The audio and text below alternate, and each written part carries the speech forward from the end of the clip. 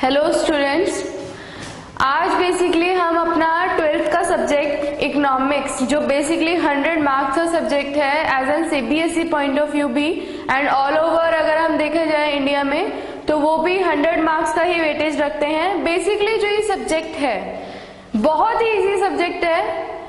इसके अंदर आपको दो पार्ट्स गिवन होंगे। पार्ट ए जो है बेसिकली वो होता है माइक्रो इकोनॉमिक्स का और पार्ट बी जो है वो बेसिकली पॉइंट है मैक्रो इकोनॉमिक्स के लिए।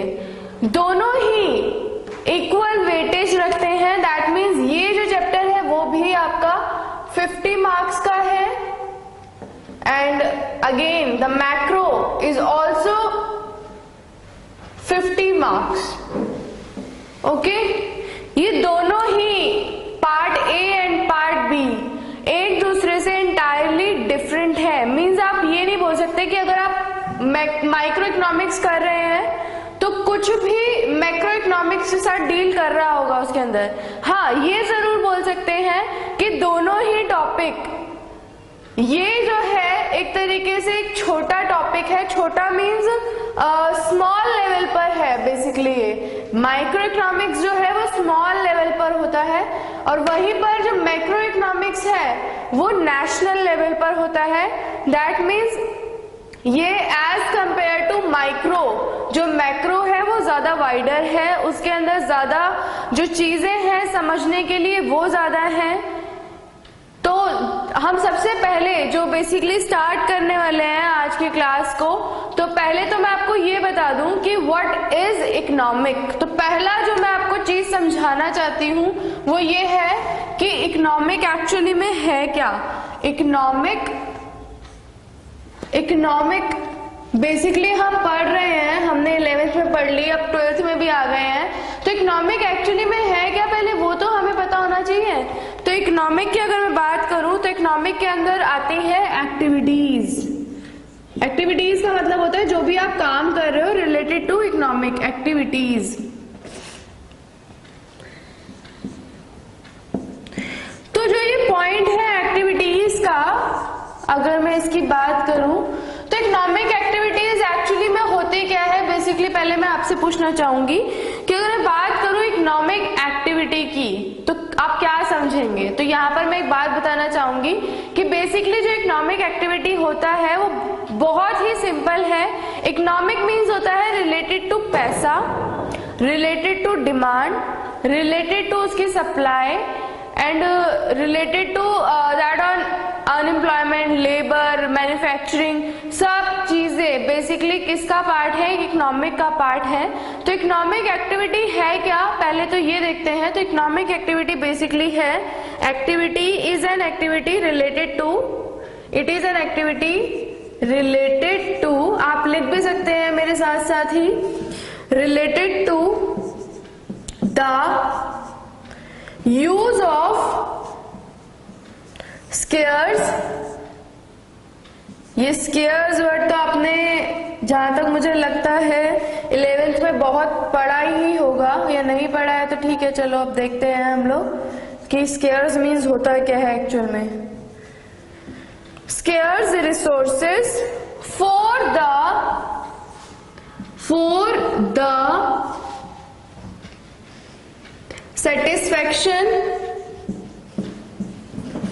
satisfaction of human wants।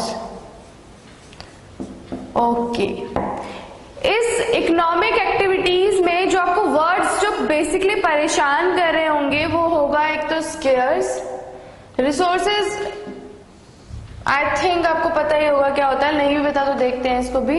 And satisfaction you already know, human want, सब कुछ हमें पता है कि हाँ इकोनॉमिक क्या होती है। इकोनॉमिक जो है basically related to the use of scarce. अब यहाँ पे जो ये वर्ड है scarce, that is related to limited. ये जो वर्ड है वो लिमिटेड चीजों को बताता है कि स्केयर्स मीन्स क्या है कि वो चीज लिमिटेड है। तो बेसिकली ये कहना चाहता है कि related to the use of limited resources. हम जो ये जो इकोनॉमिक एक्टिविटी है वो रिलेट करती है लिमिटेड रिसोर्सेस के साथ। बेसिकली जो ये पॉइंट है लिमिटेड रिसोर्सेज वाला, अगर आपको पता हो, अभी मैं एक और डेफिनेशन भी लिखवाऊंगी वैसे इसकी, अगर आपको पता हो तो इकोनॉमिक में बेसिकली जो ह्यूमन वांट्स होते हैं वो होते हैं अनलिमिटेड, एंड जो हमारे जो रिसोर्सेज हैं जो उन वांट्स को फुलफिल करते हैं वो है बहुत ही लिमिटेड। फॉर एग्जाम्पल गोल्ड ले लो, गोल्ड जो है वो अनलिमिटेड नहीं है। अगर आपने गोल्ड सारा खरीद लिया एक दिन सारा, तो दूसरे दिन वो जो गोल्ड अगर है ही नहीं तो आएगा कहां से? बिकॉज ये तो नहीं है ना कि आप उसका कोई पेड़ लगा रखा है कि आपने गोल्ड डाला और गोल्ड उग गया, या फिर पेट्रोल आपने गाड़ी में डाला वो धुआं बन के चला गया, लेकिन दोबारा जो पेट्रोल चाहिए वो दोबारा आपको खरीदना ही पड़ेगा। खरीदना पड़ेगा मीन्स कि वो रिसोर्स आपके पास होना चाहिए ना, तभी तो आप उसको यूज कर पाओगे। दैट मीन्स ये रिसाइकल नहीं होते हैं कि अगर आप उसको यूज कर लो तो आपको यूज करने के बाद वो दोबारा एक बारी और यूज हो सकते हैं। तो जो ये रिसोर्सेज होते हैं बेसिकली बहुत ही लिमिटेड होते हैं, इसीलिए स्केर्सिटी की प्रॉब्लम आती है। और जहां ये स्केर्सिटी की प्रॉब्लम आती है वो इकोनॉमिक एक्टिविटीज से रिलेट ऑब्वियस है कि करेगा, क्योंकि वहीं पर ही फिर जो डिमांड और सप्लाई और जो प्राइस है वो बेसिकली टॉपिक आ जाता है। क्योंकि आप खुद देखते होंगे कि अगर गोल्ड, अगर मैं एग्जांपल लूं तो गोल्ड की अगर डिमांड बढ़ती है तो जो उसका प्राइस है वो इंक्रीज होता है। ये बात हमेशा ध्यान रखना, चाहे हम किसी भी चीज को ले लें, जिस चीज की डिमांड ज्यादा होगी उसका प्राइस उतना ही ज्यादा इंक्रीज होने लगता है, बिकॉज उस डिमांड को कम करने के लिए या उस डिमांड को स्टेबल करने के लिए ही वो प्राइस इंक्रीज किया जाता है। तो बेसिकली इस तरीके से ये टॉपिक कुछ आगे बढ़ता है। अभी तो मैं फिलहाल आपको इतना डीप नहीं बताऊंगी, काफी कुछ वैसे मैंने एग्जाम्पल लेकर आपको बताया, बट बेसिकली जो इकोनॉमिक एक्टिविटीज है that is relate to the use of scarce limited resources for the satisfaction of human wants. इसके लिए मैं एक और डेफिनेशन लिखना चाहूंगी, आपको उससे और क्लियर होगा। अगर मैं इकोनॉमिक की बात करूं तो एज एन मीन कि व्हाट इज इकोनॉमिक, हाँ अब ये देखते हैं कि व्हाट इज इकोनॉमिक। अभी हमें सिर्फ यही पॉइंट्स क्लियर करना है अपना। इकोनॉमिक इज अ, आप लिख सकते हैं economics is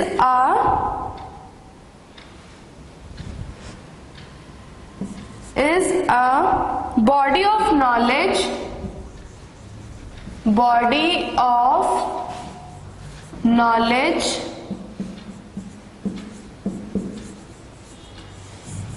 body of knowledge which is concerned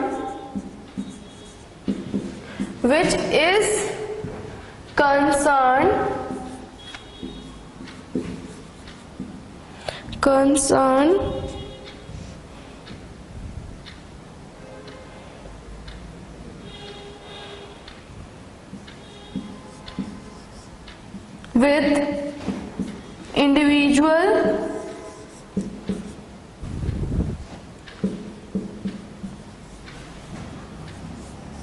and social choice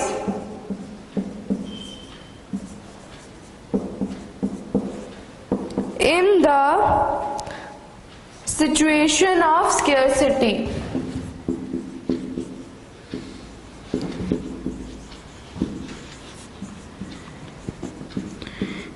इसके साथ में एक और लाइन या एक जो भी आप समझे इसका मीन बताना चाहूंगी कि ह्यूमन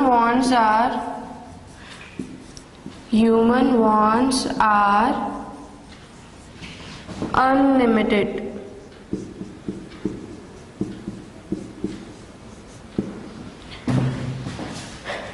and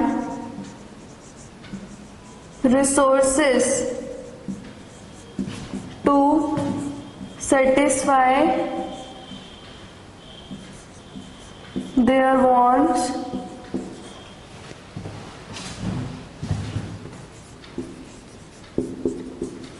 are limited। ये जो लास्ट लाइन है ये मैंने अपनी तरफ से लिखवाई है ताकि आपको ये दो चीजें अगर नहीं समझ में आ रही है एज एन डिफाइन, तो ये जो पॉइंट है ये क्लियर हो जाए कि हाँ मैम इसके अंदर क्या बात बोलना चाहती हैं।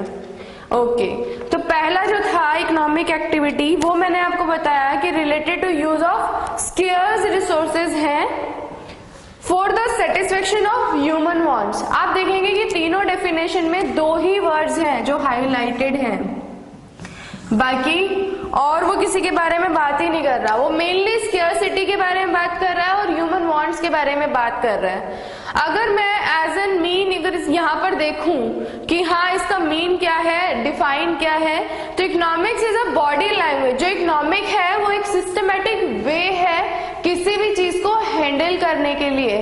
तभी तो आज आप बैठकर 12th क्लास में इकोनॉमिक्स जैसा सब्जेक्ट पढ़ रहे हैं। अगर ये यूज नहीं होता, अगर इसका कोई मतलब कोई एज एन कोई इंपॉर्टेंस नहीं होता, तो आज हम इसको क्यों पढ़ रहे होते। आप देखेंगे कि पूरा ग्लोबलाइज्ड अगर वर्ल्ड भी देखें तो पूरी इकोनॉमिक एक्टिविटी ही हर जगह चल रही है, बिकॉज हर चीज इज रिलेटेड टू पैसा, हर चीज इज रिलेटेड टू रिसोर्सेज। यही 2 चीजें हैं जो डिमांड एंड सप्लाई को ज्यादा एंड कम करती हैं।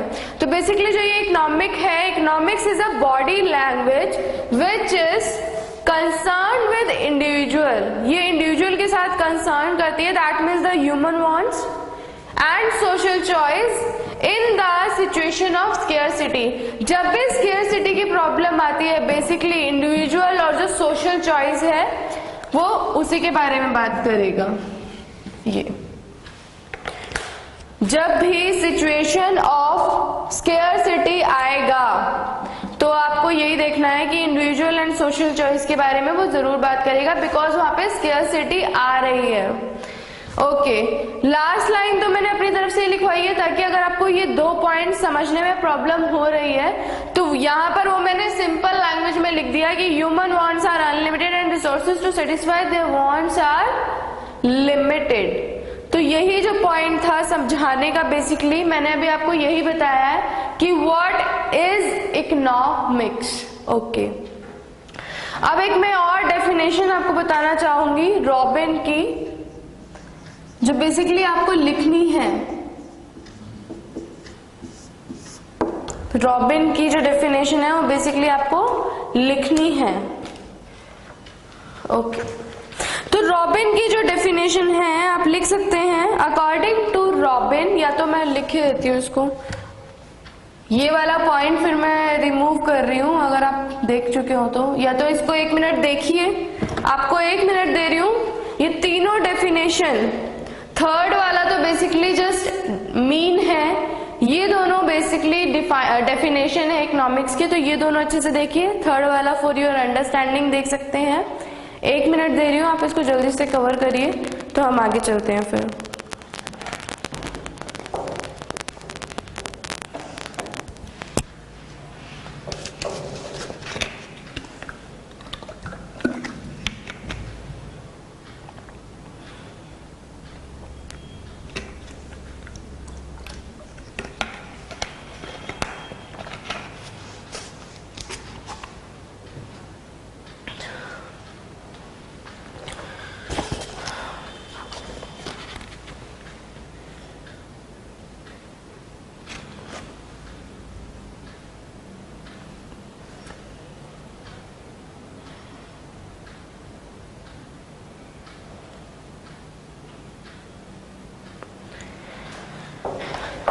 ओके, तो आगे चले।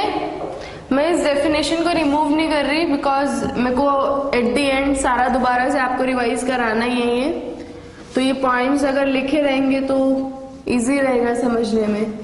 ये जो ऊपर का मैटर था मैंने वो हटा दिया। Okay,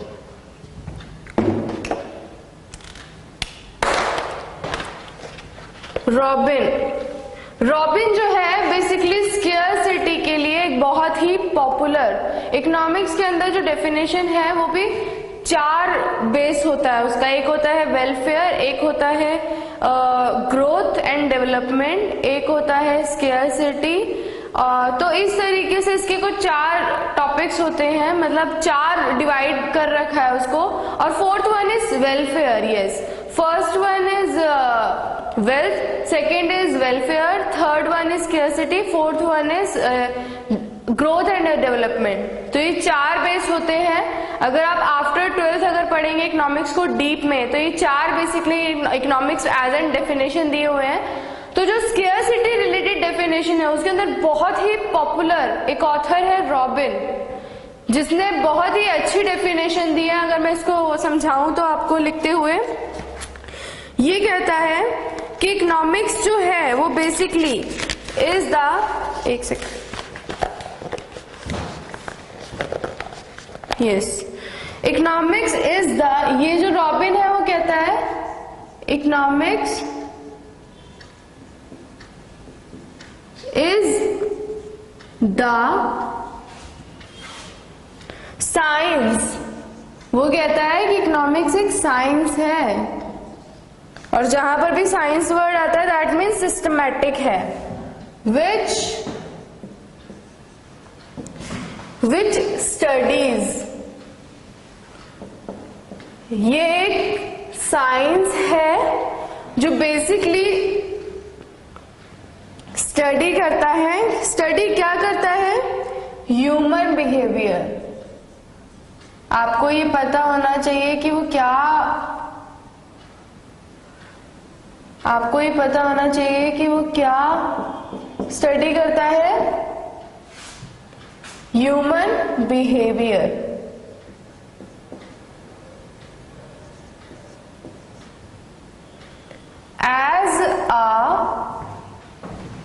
as a relationship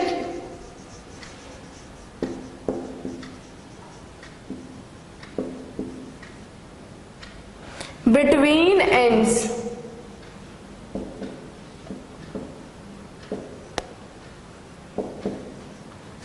and scares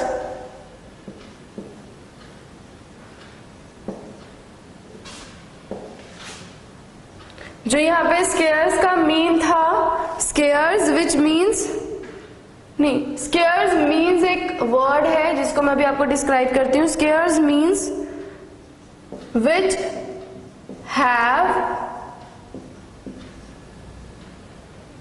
have alternative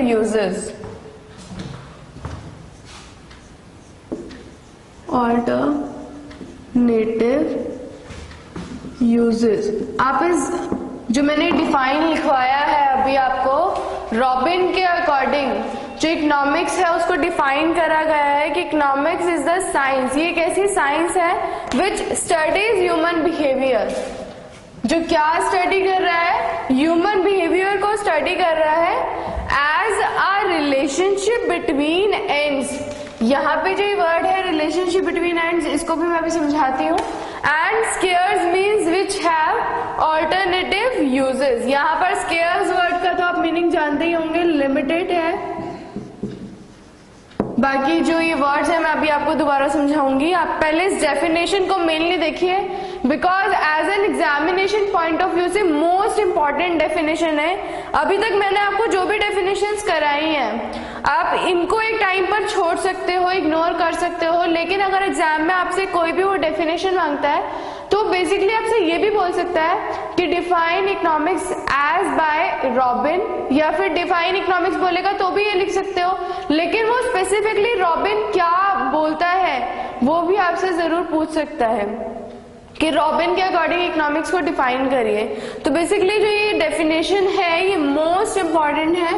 exam में 1 नंबर में, 2 नंबर में, पता नहीं कितनी बार ये डेफिनेशन आई हुई है एग्जाम्स में। आप इस डेफिनेशन को अच्छे से देखिए, 1 मिनट का टाइम है आपके पास। जो ये वर्ड्स हैं ये आपको अच्छे से आपके माइंड में ऑब्जर्व हो जाना चाहिए कि हाँ रॉबिन क्या बोलता है, रॉबिन ने क्या डिफाइन करा है। 1 मिनट दे रही हूँ, जल्दी से देखिए इस डेफिनेशन को।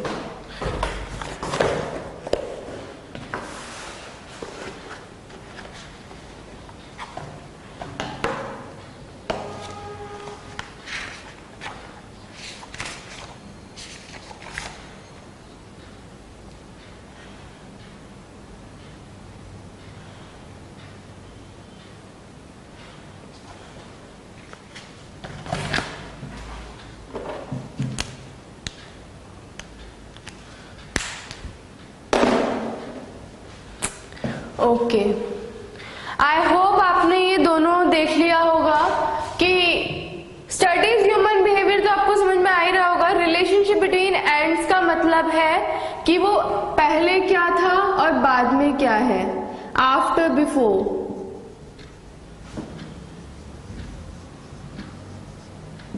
ये जो रिलेशन है वो रिलेशनशिप बताता है कि बिटवीन एंड्स का मतलब है कि पहले क्या था और अब क्या है। बिकॉज जो स्केयरसिटी है वो यही बताएगा ना कि अगर ये होता तो क्या होता और ये नहीं है तो क्या होगा। मीन्स अगर वो रिसोर्सेज यूज हो रहा है तो उसके कॉज एंड इफेक्ट्स क्या है, अगर वो रिसोर्सेज यूज नहीं हो रहा है तो उसके कॉज एंड इफेक्ट्स क्या है। तो बेसिकली ये एंड्स यही बात कर रहा है। और जो ये स्केयर्स था, स्केयर्स मीन्स था लिमिटेड, और जो मीन्स है दैट इज रिसोर्सेज। जो ये मीन्स वर्ड है दैट इज रिसोर्सेज।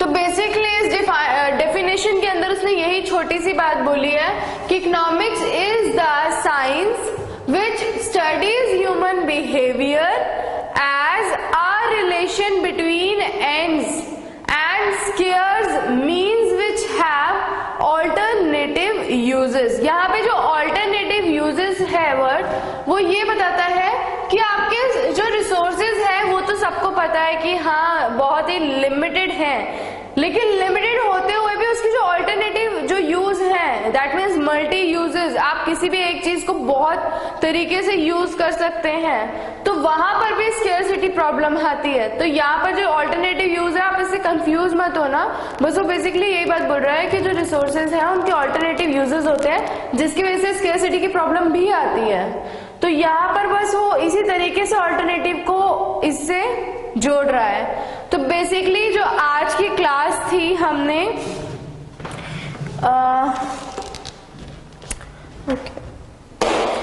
बेसिकली जो आज की क्लास थी हमने सिर्फ आज की क्लास जो हमारी फर्स्ट क्लास थी जिसमें मैंने आपको बेसिकली ये बताया कि अगर आप economics subject as an 12th में करते हैं तो वो 100 मार्क्स का है, 50 marks for micro and 50 marks for macro.